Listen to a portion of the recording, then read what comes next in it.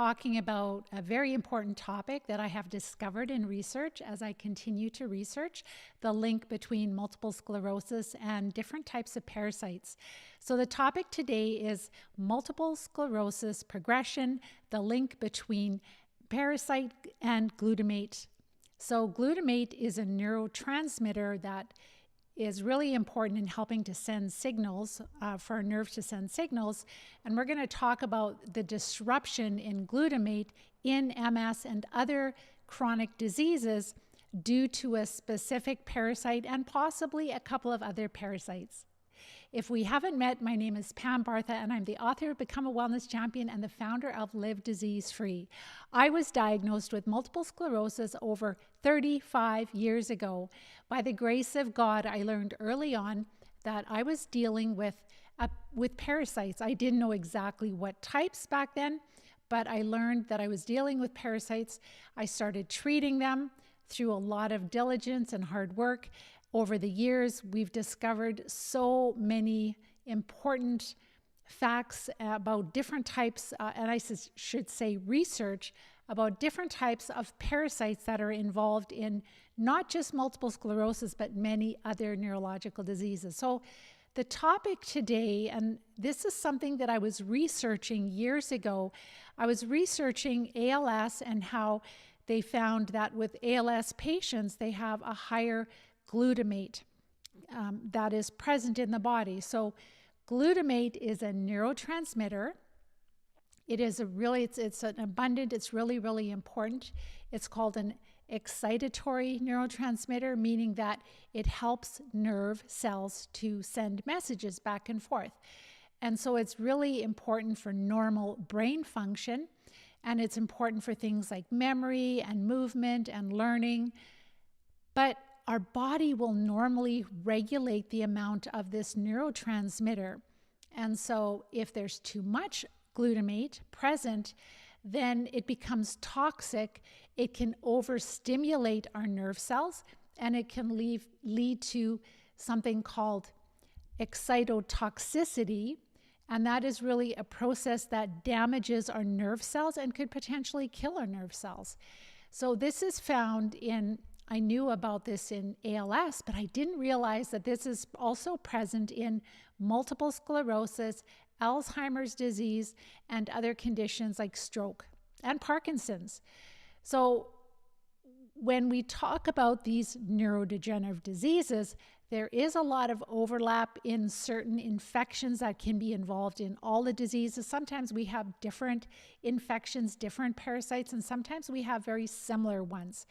But even within multiple sclerosis, we don't all have exactly the same parasites.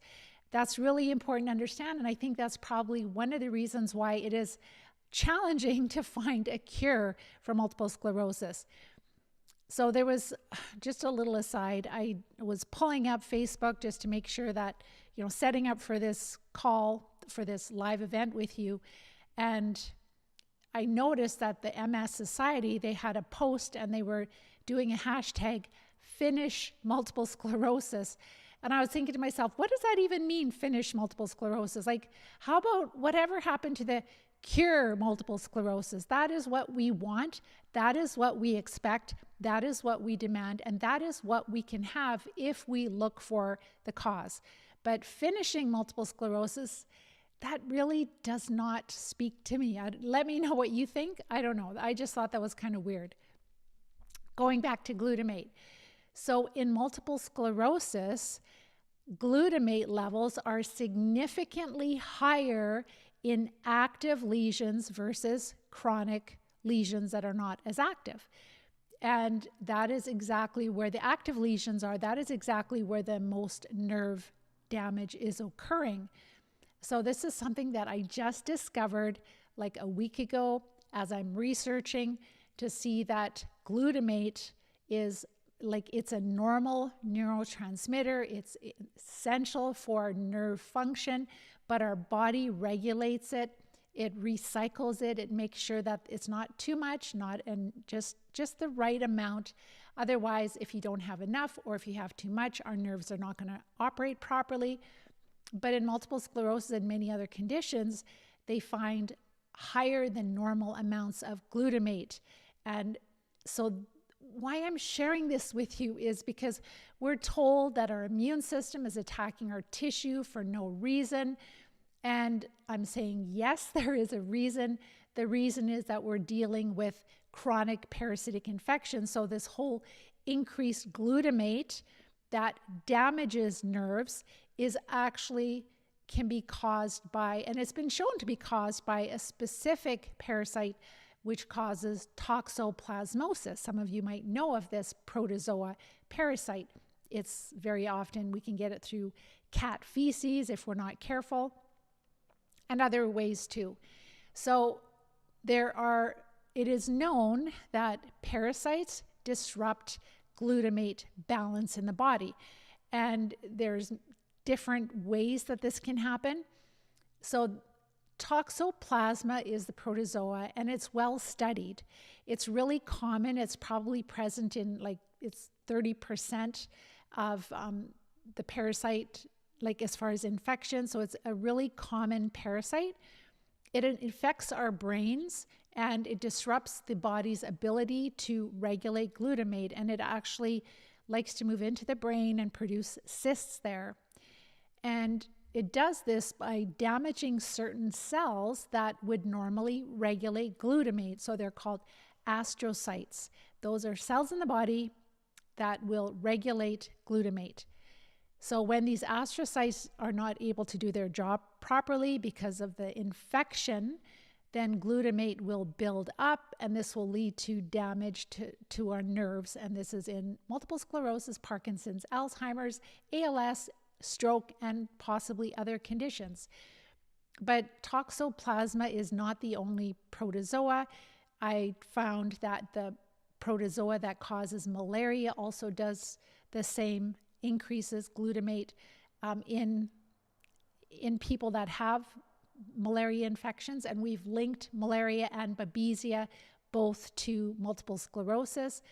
So those are three, and I should say babesia also. So babesia and plasmodia that causes malaria, and toxoplasma, which causes toxoplasmosis. Those are three protozoa that are known to disrupt glutamate in the body, and that causes the damage to the nerves. So this mounting evidence strongly supports that MS is an infectious disease. This is just more evidence. I've shared with you so much evidence of different parasites that have been discovered in the central nervous system of MS patients. I've talked about differences in high lactic acid or lactate. We're now talking about high amounts of glutamate, and both of those are caused by infections. I've linked them all to infections. So we're just building a really great case that multiple sclerosis is an infectious disease caused by parasites. And this is where we want to bring change. We want the doctors to be aware of this. So I would really encourage you that when you're done with this event, make sure that you go to livediseasefree.com and subscribe to our newsletter. Just put your name and email at the top. Every Friday we send out an email with the link to the blog post where I have my shortened video plus my notes that are condensed. Plus I'm making one-page resources you can share with any healthcare professional that will listen. This could be a nurse practitioner, it could be an acupuncturist, it could be a chiropractor, it could be a physiotherapist, it could be a general practitioner, it could be a neurologist. Not that many will be open to that, but there are a few absolutely that are very forward thinking. So if a practitioner is negative, just leave it alone. But if they're positive, this is how we're going to bring change. I can't do it by myself. We need to share this research with practitioners. They don't know this. They're not taught this. It's ridiculous that all this research is readily available. I share all the links. These are peer-reviewed studies. So this is not theory. This is what they're finding, and what they have been finding in some of these studies that I'm talking about are from 2005, 2008. But then when we look at the link between even malaria and multiple sclerosis, that's all the way down into the late 1800s, early 1900s. So it's absolutely ridiculous. So going on, research shows that glutamate is elevated in multiple sclerosis, white matter, and in the spinal fluid, and this is really especially during relapses and especially in the active lesions. So they actually have been able to study this. And this definitely is linked to worse nerve fiber damage and faster disease progression in multiple sclerosis. So the higher the glutamate, the faster the progression of disease of multiple sclerosis. And so glutamate isn't just a byproduct, it is a driver of nerve damage. Really important to know that too much glutamate actually drives damage to nerve.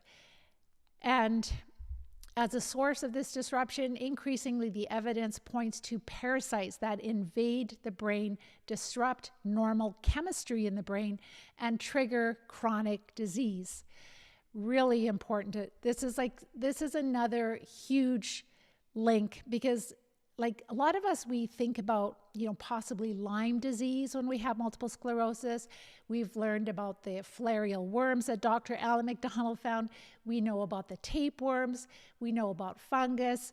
But some of us might not be thinking about toxoplasma or the disease or condition would be toxoplasmosis caused by this protozoa. So this is another one we need to consider when we have multiple sclerosis, but other neurological diseases also, because this has been well studied, and the relationship between high glutamate, glutamate disruption, dysregulation, and toxoplasma, that is well understood in research.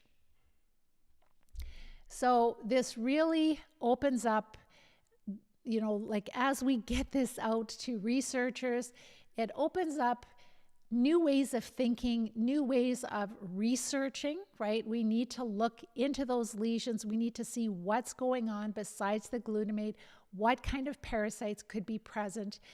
And so really focusing on identifying the specific types of infections that we're dealing with.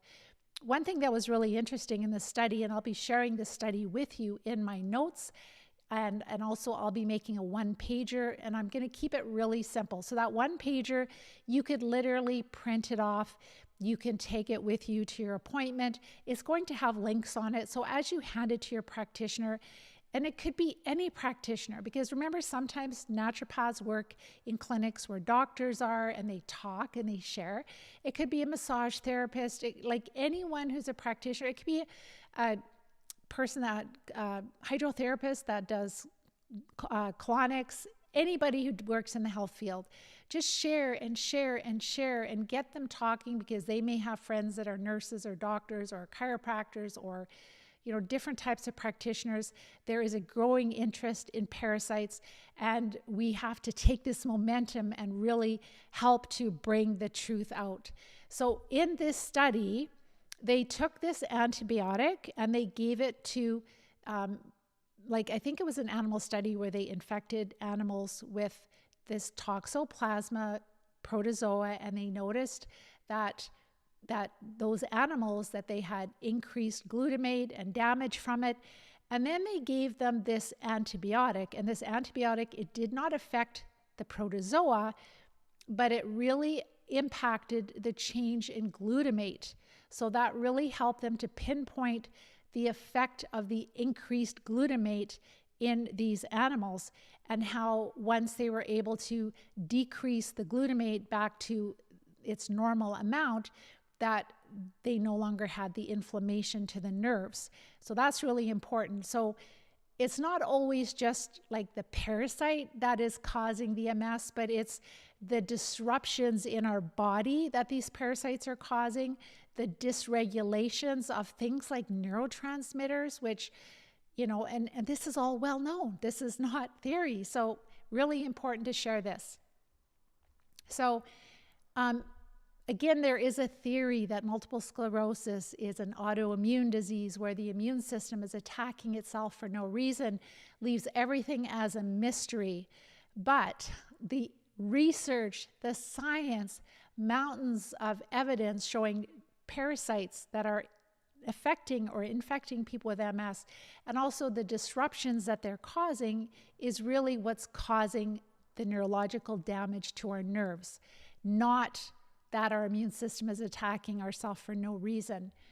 So this is more evidence that multiple sclerosis is an infectious disease, and it's caused by parasites disrupting our physiology in this case. And I just want to share that I really believe that this information is given to us by the grace of God. I pray, I beg for his help, I beg for his wisdom, I beg for him to help our students, and he is just blowing us away with, like, how would I have known to actually, know that glutamate is disrupted in MS? I came across it in ALS because they knew about that years ago. But all of these things, that MS is a vascular disorder, that there's really big changes with our blood vessels, and we know that through parasites that infect our red blood cells. All of the work that Dr. Alan McDonald's done in finding roundworms and tapeworms in the central nervous system. Years ago, all the knowledge of the candida, knowing about the dysbiosis, knowing about certain bacteria like Borrelia, that's quite common. So we need to think about, Parkinson's, ALS, PLS, Alzheimer's, multiple sclerosis, all of these awful neurodegenerative diseases. We need to think about them as being caused by dysbiosis, where we are really out of balance. We have too many disease-causing parasites and not enough health-promoting microbes. They have moved into the central nervous system. It can be, the adult forms of them. It can be the juvenile, the immature forms. I always relate it back to our lawn. If you have a beautiful lawn in your front yard that you water and you nurture and you take care of, and you've got lots of grass seed and it's thick and lush, that's one thing. But if you don't water your lawn and you let it dry out and patches of the lawn die, and then you get weeds moving in, and you don't just get dandelions moving in, you'll get all kinds of clover and thistles and knotweed and all kinds of different weeds. And that's what happens inside of us. For myself, when I was a teenager in 16, I was on tetracycline for several months, which really devastated my healthy ecosystem in my gut. And that made me susceptible to whatever parasites were in my environment. We had cats, we lived on a farm, we had dogs, we had chickens, we had pigs. So there's all kinds of parasites that I was exposed to. Yes, parasites are in every country in the world. They are not just in the underdeveloped countries. And so when we lose our natural defense, we are susceptible to whatever parasites are in our environment. And then our doctors didn't know to give us probiotics back in the day when they put us on antibiotics. They don't understand that parasites, like if they have a dog and they go to the vet will tell them they need to treat their dogs or their cats to deworm them. But they don't realize that these parasites can be passed on to humans. All of them can, because our pets are mammals, we are mammals, those parasites like to live in us. And so that's the really delusional way that we're thinking, is that we think, oh, no, it's a worm that lives in dogs. But then when you actually look in the research, you go, oh, even heartworm, it can be passed on. Like humans can get heartworm. They can get all kinds of different, like hookworm, tapeworms, all the different roundworms. So parasites are part of life. They are just like weeds. We have to learn how to live with them. We have to learn how to manage them. And this is yet more evidence that all of these neurodegenerative diseases are caused by parasites, because they're linking directly one very common parasite, Toxoplasma protozoa, with disruptions to the regulation of glutamate, which is a neurotransmitter. And if there's too much of it, it will fry our nerves. And that is what's happening, and that's exactly the damage we're seeing in many different types of diseases. So I'm going to go to your questions. Hello, Veronica. First time joining live. Awesome. So glad that you're here. So brown eyes. A lot of people are finished with having MS like me. I guess finished is maybe but it was finish MS. And if they truly, like the MS Society, if they truly wanted to, how about cure MS? Like, it's not just finish, but finish doesn't give us the end result that we want. We want a cure. In order to get a cure, we have to look at the root cause. And so we have to discard the belief that MS is this mysterious disease or immune system attacks itself. We know that it is an infectious disease. We need to research which parasites are causing. And we don't have to wait, right? We have the Live Disease-Free plan. We have many people that have taken that plan, that have recovered, that have gone on to writing books, starting podcasts, starting health clinics, just getting on with their life, just enjoying their family, going back to work, doing the things they haven't done for a long time. We have people joining every week, and you don't have to wait. It's going to take years, unfortunately, before we really get to the place. I don't know how many years. We would like to make it go faster, but it's going to take a long time before our doctors are trained in this. A lot of our doctors, they are really busy. They have a very busy practice. They have a busy life like we do.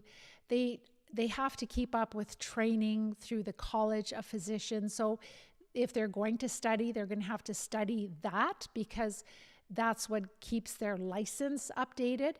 And unfortunately, the colleges are not really interested in studying this, in sharing this with doctors, because they're heavily funded by the pharmaceutical companies that are selling the disease-modifying drugs that are managing all of these chronic diseases. So we're really stuck in this gridlock. We are stuck in this, it's like, not a paradigm, but it's really a way of thinking and a belief system that we cannot move forward until enough forward-thinking doctors, and there are some of them that actually, when they hear it from their patients, it tweaks their curiosity and they start to look into it. And a lot of times it's doctors that run into health issues themselves, or maybe some of their family members run into health issues and they are not happy with standard of care for their family or for themselves. And then they start to look outside of standard of care for solutions that would give them the quality of life, or their loved ones a quality of life that they want. So, hi Ace. Severe MS here. You have been eating the Live Disease-Free diet for only 2 weeks and you already can walk better. That is so amazing. I'm so happy for you. That is amazing, Ace. I'm so happy for you. This is incredible. Okay, that's the first step, right? And really tweak your diet, like use the Chronometer app, really check to make sure your carbs are down to 30 total grams of carbs per day. But then once you maximize your benefits from the diet, please look into watching my masterclass training, reaching out for help as far as the plan that we use to treat, because you've got to treat them. If you live with them in your body, and of course you're suppressing them a little bit with diet, and I'm so happy that you're walking better, but you also need to get them out of your body. You need to decrease their presence in you enough so that you are symptom-free. If you carry them around with you, they're going to keep reproducing. Some of these bigger worms, they can produce thousands of eggs in a day. And it's not just the worms that are the problem, it's the larvae. They're immature form. They move into our tissues, they move into our heart, they move into our central nervous system, and they cause a lot of damage. So it is the protozoa, the bacteria, the worms, but also the larvae, the immature forms of the worms, and fungi. So you got to treat them, and then you are going to be a different person, back to who you really are. I mean, I always say to people, consider yourself, you are a healthy person who just has an extra big load of parasites in you. And so you just have to decrease that presence. You can't sterilize your body, but you can decrease the presence of the parasites enough so that you feel energized and you have great cognitive function and you feel happy and you can do things. We've had a couple of really, really busy weeks this last week. We had the loss of our dad. It was really, really tough. And thanks to God's wisdom for showing me all of this, I survived all of it. We had tons of family coming in. Like, we have very large families. on both my mom's side and my dad. Yes, some of them have passed away, but it was really hard to lose a parent and then to go through, planning the funeral really quickly and still trying to work and having family come in. But when you treat the parasites really well, because I had MS years ago, I was able to get through that, and I do not have any MS symptoms because I decreased the parasites enough. And I've managed that for over 35 years, and that is the key. You want to decrease the population of the parasites, but then you want to learn how to manage the microbes in your body so that you don't end up in this position again. And this equates, like I'm in my 60s now, so this equates to, yes, recovering from MS, recovering from chronic diseases, but then, going into I can't believe I'm going into my 70s. Like I'm still under 65, thank goodness, but it's coming fast. And then it's kind of like, well, I don't want to be in a care home. I want to stay out of a care home, like if at all possible, because I saw what my dad went through. The people there were very loving. They treated him well. We kept him home as long as we could until we couldn't care for him anymore. But just to see how people just suffer there and knowing that they're all riddled with parasites. So that is the whole key, is to treat these parasites, get your health and your life back, and then you can really extend the length of your life, the quality of your life for many years. Some people are in their 90s and they're still driving. That's what I want to be, right? Eventually, I don't mind going to heaven, but I just want to make sure that I've done my job in this world. And so right now it's my children, my grandchildren, and really getting this message out, really helping to bring this into the hands of our healthcare professionals who we love and respect, to the ones that are open to this. So, Ace, do you have drop foot? And so did it get better? I don't know if he had drop foot or not, Brown Eyes, but I do know that with treating the parasites, drop foot can resolve completely. Spasticity can. We've had a number of people come out of wheelchairs.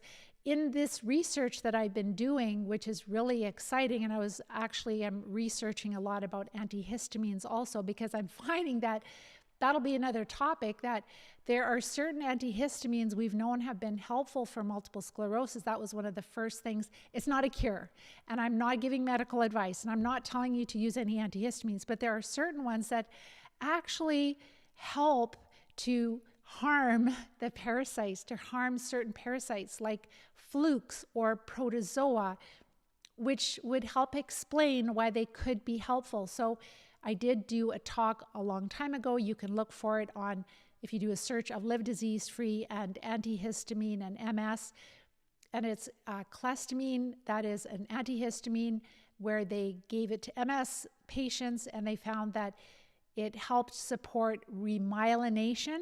So no, the antihistamine did not remyelinate the nerves, but when you harm the parasites and you decrease their activity, your body just wants to heal. And so that's where and then in that study, they were sharing that there is so much of the damage that's in multiple sclerosis that can be reversed. And that's what we see in our students that are treating parasites, is that we didn't know when we started if people that are in wheelchairs, or maybe they've had a clenched hand for like 40 years, and then all of a sudden one morning they wake up and they can move it, then they're doing physio, then they can start using it again. So it's so incredibly exciting to know that we can have more recovery than we ever thought possible. And the sooner we treat, the more recovery we will have. And there is so much that's just in the inflammatory stage versus the permanent damage to myelin sheaths. And we are, through this research, understanding the high lactic acid, the high lactate, understanding the high glutamate, understanding the cardiovascular issues we're dealing with. All of this is really helping us to appreciate the types of parasites we're dealing with. Like some people might have more babesia, malaria. Other people might have toxoplasmosis, and maybe a different MS patient doesn't, or with Parkinson. So, but these are commonly, like toxoplasma is well known to disrupt glutamate, and glutamate is disrupted in all these neurological diseases. Okay, so brown eyes, I'm getting ready to talk to my practitioner this week about parasites to see if I can get something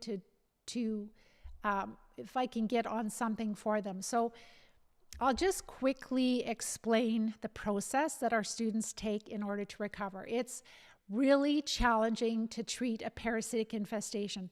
If you think about just your intestines alone, and that's the biggest base camp of the parasites, that is the surface area of approximately a double tennis court. That's a big surface area. So there can be a lot of very small parasites in there, like protozoa. You can't even see them with your eyes. Worms, definitely a lot of them you can see. So the first step is to follow the Live Disease-Free diet, is to get your carbs low. And that is where one of the attendees that are listening to this live event mentioned already that they have improved walking by decreasing the carbs. I have all of the guidelines for the Live Disease-Free diet on our website, livediseasefree.com, under research. Go through that and apply it really diligently. The second step we take is to support the body. We want to have daily bowel movements. We want to be sleeping well. We want to look at our blood work, support physiology that needs it. We want to clean up our environment of mold and wireless radiation, decrease the wireless radiation significantly. When we do all of these things along with diet, we find that we feel so much better already, better than we could ever feel with any drug, any MS drug. And so then when we're ready to treat, then we will take a dose of each commonly prescribed parasite drug to a chiropractor that does applied kinesiology or naturopathic physician that does some kind of muscle testing, and we will get energy tested to see which treatments test the best for us. So how we decide the game plan for treatment is we look at our students' health history, the health history of their parents. We look at their symptoms, their diagnoses. They're also the parasites that they're passing when they're doing these oxidizing enemas, because you can really see if they're roundworms or if they're flatworms like tapeworms or if they look like flukes, and also their energy test results. So those 5 or 6 criteria really helps us to build a game plan. And then we have found that, our students usually test well for 3 to 5 parasite drugs at one time. I know there's a lot of talk on the internet about ivermectin and fenbendazole and it's the cure-all. It's not. If you have MS, it's not going to cure you. I wish it would, but it's not. So this is where you really need to target the parasites, and it's not just the worms. It is the protozoa, it is the bacteria that cause Lyme disease in a lot of people, but it's also fungus. So we do cycles of treatment, and we will slowly combine more of the parasite drugs together. So if people have roundworms and flatworms, which they typically do, then they will test well for at least 5 or 6 parasite drugs, and they will not take them all at the same time at first, but they will be incorporating maybe 3 of them for 14 days, and then 2 of them for 14 days, then treating fungus for about 10 days, and then taking a break from the pharmaceuticals. And then they are using herbs. They're using the oxidizing agent orally and enemas. So we're using a combination of parasite drugs, the oxygen type therapy, and we're also using herbs. And we're doing the prep work before we start treating. And this is where the miracles are happening. This is why people are recovering in months and not years. And I would say recovering as far as getting to the place where they're virtually symptom-free. They might still have to treat a little bit more. It might be, for some people, it might be 6 treatment cycles. For others, it might be 12 treatment cycles. But we're getting better and better at this, like understanding, like if we have flukes, we need to hit them, the larvae, with herbs. We hit the adults with a combination of parasite drugs. We're also using the enemas, the oxidizing enemas, to help flush the worms that are somewhat dead, but not like they're struggling, but they're not dead, out of the large intestine. So it's a bit of an art that we have worked at for years. And thanks again be to God, but also to hero doctors that I've studied under, and thanks especially to our wellness champions that we've learned so much from. So that's basically in a nutshell. And then we have to do multiple cycles. And then we do a lot of other things, like we build a healthy lifestyle. We rebuild our ecosystem, those health promoting microbes. We want to do heavy metal detoxes, often liver gallbladder flushes, because very often these parasites are located in the liver gallbladder meridian area. So there's a lot. And then once we're well, it's all about maintenance, right? That's how we go through the stresses of life. And then we definitely want to be equipped for these very strange viruses that are going around that are making people so deathly sick that they're ending up in emergency and in the hospital. They're almost like the old virus that we had a couple of years ago. And they keep talking about, oh, we're going to have another outbreak. We're going to have another outbreak. So we need to have things in our home to protect ourselves from these future incidents that are coming. All of this is really important. Plus, what's going on in our air, right? We need to do heavy metal detox. And I don't want to say the names of these things because I don't want our videos to get any more censored than they are. But this is really what we need to do. And that's how we can live in this time in humanity where there are a lot of invisible toxins that we are just not aware of, and we need to know how to navigate and to protect our family at this time also. All right, so Ace mentioned, I do have drop foot, but I'm getting better control and motion in that foot. It's slowly getting better. It's amazing. That is simply because when you follow our diet, the Live Disease-Free diet, which is free on our website, on the main menu under research, you'll see all the guidelines there. As you decrease the carbs enough, the parasites are less active, they produce less poisons, the immune system doesn't have to work as hard, inflammation goes down, and people notice significant symptom improvements. That is what's happening. The parasites are still there. If you have beer and pizza, you can flare that up again. So that's why you still need to treat. But I'm so incredibly proud of you, Asa. Love that. And so brown eyes, I use avocado oil when you cook a lot of meals. So avocado oil is more stable, heat stable. We do love extra virgin olive oil, also cold pressed, organic. It has a little bit of antimicrobial properties, and it's just not good for high heat. I'm so proud of you. So you have not had vertigo for a long time. How do you treat toxoplasmosis normally? So there are specific parasite drugs for toxoplasmosis. You can actually look it up. All of these drugs you can research them all online. I don't want to talk about specific treatments because I don't want people to take anything as medical advice, but they are challenging to treat, and they just require specific parasite drugs to treat them. Have you tried ivermectin, Panacur, and methylene blue? So methylene blue is helpful. It is not, again, going to cure you. It's more like for, I believe it's Candida and possibly Lyme. I believe that it was. I can't remember if it's Babesia or Lyme, but one of those. Panacur would be fenbendazole. Again, ivermectin. Yes, ivermectin is often in the protocol of a lot of students, but fenbendazole is not one of, and that is Panacur. It's helpful for certain cancers.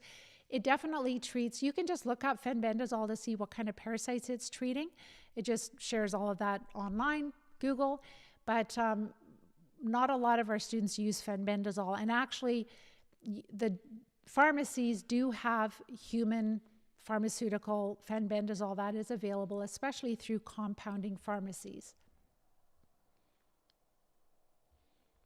All right. Thank you for your kind words.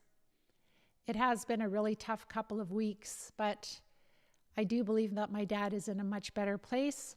but it is quite an experience going through losing a parent. That was our first parent we lost. So Ryan, oh, thank you for your kind words. So Ryan is a wellness champion. Those are our students in the academy, and he is treating and he's having just amazing results.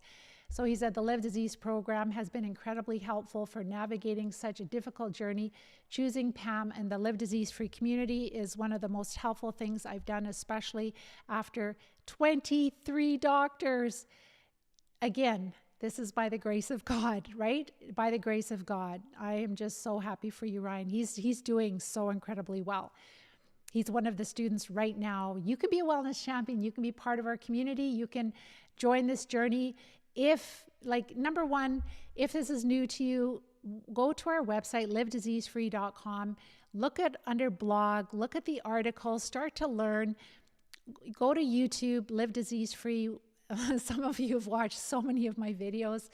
I'm so happy that it's helpful to you. I just chuckle because I'm like, poor you listening to me that much. But it is so amazing, like the research that we have, the information, and it's like, this has to get out. So watch, like learn. And then once you get to the place where you're like, Pam, I believe you. I believe I'm dealing with parasites. I don't have a practitioner that understands how to deal with this. Watch my masterclass training. It'll tell you all the steps we take to recover. We do have the Live Disease Free plan. You can join. You can be a wellness champion just like Ryan. You can get ready to treat. I will help you in preparation and in the treatment to know, which practitioners to find, how to access your treatments, all of that, energy testing, all of it in the Live Disease Free plan. And you can listen to a lot of amazing successes from our wellness champions. I love them. They just bring me so much joy. We just had our call last night and I had tears in my eyes hearing the successes of the students. They are so grateful to have their life back and to be moving in that direction after, like Ryan saying, 23 doctors. It's crazy. What about neuropathy, brown eyes? Absolutely. But you may or may not notice improvements in neuropathy with the diet. Some of our students do. They're like, my neuropathy is completely gone. And others, it's not until you start treating. So I think it has a lot to do with the types of parasites you have, but also how well you have followed the diet and how well you've done the prep phase. Mary Lynn, hello. What does histamine have to do with MS? My body has been struggling with high histamine levels. So when we have infections, histamine is part of the immune response to these infections. All right, and that is important to know. So it's part of the inflammatory process. And I know when I was first diagnosed with multiple sclerosis, I learned about 2 neurologists in the Netherlands that were managing MS. So they both had MS, a mother and daughter, and they were managing MS in their patients with antihistamines and with avoiding foods that their patients were allergic to, and also avoiding like caffeine. I think that was the big one. So the very first thing I did 35 years ago that I learned was I took an antihistamine. I won't say which one it was. It's one that's not readily available now, but a plain Jane first generation antihistamine. And it really helped me a lot. It did not treat the parasites, but it helped in that it decreased the histamine enough that I was starting to sleep. I felt like I had terrible insomnia. I was just like vibrating. And the more you don't sleep, the more sleep deprived you are, the more your insomnia is worse. And that antihistamine just calmed me down and I slept and I didn't feel drowsy. I just felt good.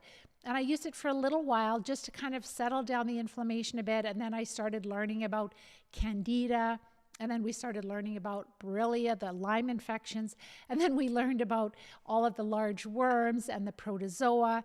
So when your body is not fighting infection, your histamine levels will be normal, right? So this whole mast cell activation disorder that I've talked about, again, it's just we have these chronic parasitic infections that our healthcare professionals do not recognize. They don't know how to identify them. They don't even know we have them. And so they're trying to always deal with the immune system. It's like, oh, we've got to, suppress the B cells. We've got to suppress the B cells, the T cells. We have to, deal with the mast cells. We have to, worry about low histamine foods. But if you have a lot of parasites and you're feeding the parasites, you're going to have more histamine disruption. You're going to have glutamate disruption. You're going to have lactic acid disruption. You're going to have all kinds of organic acid disruption. So there are so many factors. You're going to have lower stomach acid. And then, things like H. pylori are going to grow in your stomach. And then they're going to put you on a proton pump inhibitor. And this chronic inflammation is just, think about it as war. So inflammation is war. Your immune system is fighting something. The main purpose of your immune system is to fight infection. That is the definition of the main purpose of our immune system. So if that's its main job, why are we not looking for infections that our immune system are fighting? Because they don't want to look for it, because then they can't use immunosuppressive drugs. So with our students, we've really just used histamine, like this you check with your doctor. I don't know what medications you're on, but something like just regular strength Benadryl really helps our students to sleep well, as long as they've checked with their doctor, and their whatever meds they're on, always check with your doctor, and that they have no other conditions that could be a problem. But it is really helpful for a lot of people. And they actually, when doctors are treating parasites, they actually will give, like doctors that understand how to treat parasites, they will actually give their patient a shot of Benadryl. They actually give us a shot of Benadryl also when they're giving us a big shot of the infusion, like the disease-modifying drug too. So it's really interesting. But there's a huge history of antihistamine being helpful, not curing, but helpful. So again, it's like, this is where we can use different things that help us to get to our end result more quickly, but knowing that antihistamines are not going to be a cure for these parasites. But maybe, like, some of them can disrupt the outer coating of, which is crazy, of flukes, and others have been known to really impact protozoa, like the malaria, the babesia, right, the toxoplasma type parasites. So that's why we're always looking for ways to recover more quickly, to make our treatment plan more effective. Yes, Talebu, everything you said about MS can be said about autism. Isn't that amazing? Yes, a dear colleague of mine, Carrie Rivera, I love her to pieces. She has been a warrior for our children. Her son was diagnosed with autism years ago. She has worked with thousands and thousands of families all over the world. She wrote a book on how she was helping like hundreds of children recover from autism, where their ATEX scores were so low they would function normally in school. I watched so many videos that were taken down off of Facebook where parents were in tears that their children were dressing and they were potty trained and they were talking and giving their parents eye contact and affectionate, instead of running around the room in a diaper screaming, like just night and day. And I can't imagine how these parents have suffered. And all of that was taken off of Facebook, and her book was taken off of Amazon. Brutal. Absolutely brutal. But yes, those children, they do have some vaccine injury. They have parasites for sure, for sure. They also have heavy metal toxicity. I'm just going to grab a drink of water.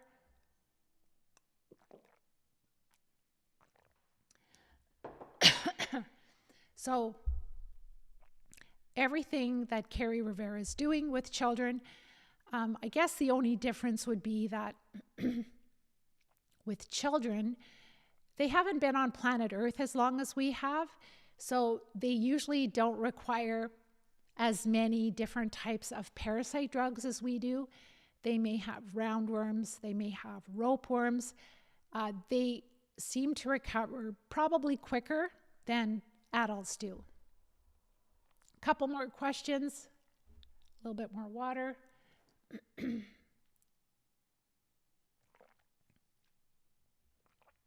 So brown eyes, you also have irritable bowel syndrome. That's a huge clue, right? That's helping you to see that what you're dealing with is stemming from your gut. Eventually, those parasites move into the central nervous system. Okay, keep typing your questions in. I'm going to let you go. Hello, Rob. Hi, Ace. Hi, Albert. You've been living with MS for 22 years, looking for help. Please, Albert, watch my masterclass training. It tells you all the steps that you need to take to recover. If you need help, reach out. You can join our Live Disease-Free plan. We would be honored to support you. It is a life-changing experience if you implement, and our students always implement. So, Veronica, your neuropathy went away completely after treating. There you go, for one of the people that were asking about neuropathy. And we see this all the time in our students. Okay, there's a lot more questions. I'm going to let you guys go. It's been an hour. So thank you so much for all your kind words. And thank you for the wellness champions piping in. Really appreciate you. I hope that you help us to spread the word by liking, sharing, and subscribing. And make sure that you are going to our website, livediseasefree.com. And if you share your email address, you will get our newsletter. You will get the blog posts that I make. You'll also get the resources that you can share with your healthcare professionals. You can help us bring change. And if you're at the place where you really believe that you are dealing with parasites, you need support, watch my masterclass training and reach out if you need help. So with that, I'm going to let you guys go. I hope you have a wonderful week and we will talk to you next week. Take care and bye-bye for now.